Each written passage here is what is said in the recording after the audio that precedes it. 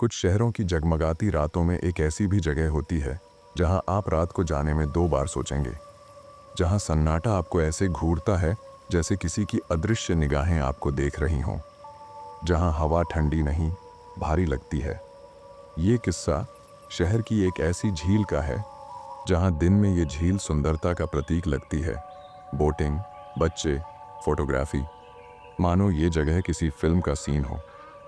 लेकिन जैसे ही सूरज ढलता है, ये झील भी धीरे धीरे अपना रूप बदलने लगती है।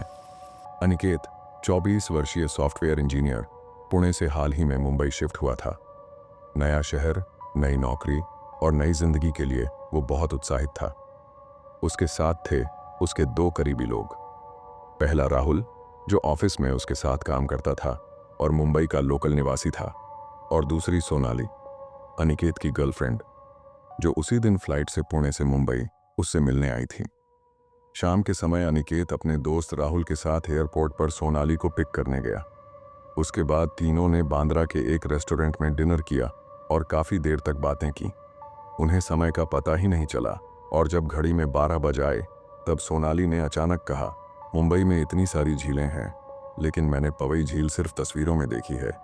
चलो ना, हम उस झील को देखने चलते हैं। इस समय वहाँ बहुत शांति होगी। उसकी बात सुन राहुल तुरंत बोल उठा, रात को पवई, वो भी इस वक्त? यार, वो जगह ठीक नहीं है। कहानी मत सुनाओ राहुल, अनिकेत ने हंसते हुए कहा। हम सब साथ हैं, बस आधे घंटे के लिए चलते हैं, कोई प्रॉब्लम नहीं होगी। वो तीनों गाड़ी में बैठकर लेक की तरफ रवाना हो गए। रात के समय ट्रैफिक कम हो गया था, लेकिन अंधेरा और घना होता जा रहा था। जब उनकी गाड़ी झील के पास पहुंची, तब उन्होंने देखा वहां चारों तरफ सन्नाटा था। सड़कों पर कोई नहीं था, और स्ट्रीट लाइट की धीमी पीली रोशनी झील के काले पानी में अजीब सी परछाइयां बना रही थीं। वही झील के पास एक पुराना टूटा हुआ बस स्टॉप था। उन्होंने वहीं बस स्टॉप के पास अपनी गाड़ी रोकी। सोनाली गाड़ी से उतरी और झील की तरफ जाने लगी। वो झील के पास पहुंचकर बोली, इतनी खामोशी, लगता है जैसे सब कुछ रुक गया हो। पर राहुल अब भी कार में ही बैठा था। उसका चेहरा तनाव में था, आंखें हर कोने को स्कैन कर रही थीं। सोनाली रेलिंग के पास जाकर झील के पानी में देखने लगी। तभी अचानक उसने पीछे हटते हुए अनिकेत का हाथ जोर से पकड़ा और घबराते हुए बोली, मैंने झील में किसी की परछाई को देखा, वो एक औरत के जैसी लग रही थी। अनिकेत ने पूछा, कहाँ देखा तुमने उसे? सोनाली ने अनिकेत से कहा, मैंने उसे झील में खड़ी देखा।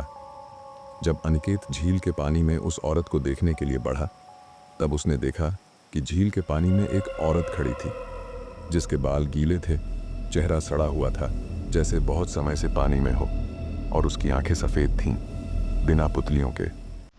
उसे देखकर अनिकेत की चीख निकल गई। अनिकेत की आवाज़ सुनकर राहुल गाड़ी से बाहर आ गया। उसका चेहरा पसीने से भीगा हुआ था। उसने अनिकेत से पूछा, क्या हुआ, तुम ऐसे चीखें क्यों? अनिकेत ने राहुल को बताया कि मैंने एक डरावनी चेहरे वाली औरत को झील के बीच में खड़ा देखा।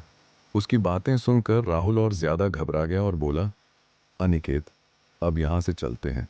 मैंने भी रियर व्यू मिरर में किसी को देखा, कोई हमारी कार के पीछे खड़ा था, लेकिन जब मैंने पीछे मुड़कर देखा, वहाँ कोई नहीं था। और मैंने पहले भी सुना था कि ये जगह हॉन्टेड है, पर मुझे लगा ये सिर्फ एक अफवाह होगी। फिर तीनों तुरंत कार में बैठे और वहाँ से निकलने लगे, लेकिन उन्होंने वहाँ जो देखा था उसने उनके होश उड़ा दिए थे। राहुल ने बिना एक शब्द कहे इंजन स्टार्ट किया और कार झील से दूर ले जाने लगा। लेकिन जैसे जैसे वो आगे बढ़ते गए, दृश्य बदलने के बजाय वही का वही बना रहा। हर मोड़ पर वे सोचते, अब निकल जाएंगे, अब रास्ता बदलेगा, लेकिन हर बार उनके सामने वही टूटा हुआ बस स्टॉप, वही पीपल का झुका हुआ पेड़ और वही डरावनी झील आ रही थी। अनिकेत ने डर के मारे फ़ोन चेक किया, पर उसके फ़ोन में कोई नेटवर्क नहीं आ रहा था। सड़क उनके लिए लूप बन चुकी थी। सोनाली, जो पहले तक रोमांच के लिए झील आई थी, अब डर के मारे कांप रही थी।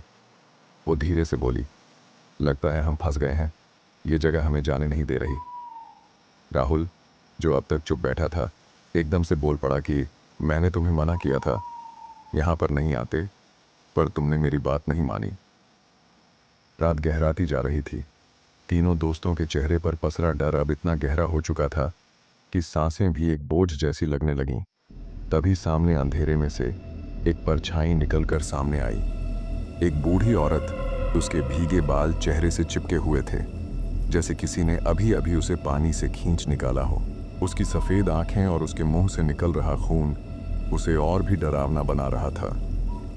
वो लंगड़ाती हुई गाड़ी की ओर बढ़ रही थी। कार का इंजन अपने आप बंद हो गया। राहुल बार बार स्टार्ट करने की कोशिश करता रहा, लेकिन गाड़ी चालू ही नहीं हो रही थी। सोनाली जोर से चीख कर बोली, गाड़ी स्टार्ट करो जल्दी। वो धीरे धीरे गाड़ी के पास आ रही थी। अनिकेत उसे अपने पास आता देख डर के मारे गाड़ी में ही बैठा रह गया। गाड़ी के पास पहुंचकर उसने एक जोर से चीख मारी। उस चीख ने पूरी झील को हिला दिया और कार के चारों ओर अंधेरा छाने लगा। ऐसा अंधेरा जिसे कोई रोशनी चीर नहीं सकती। और फिर अचानक एकदम से वो तीनों और वो औरत सब गायब हो गए।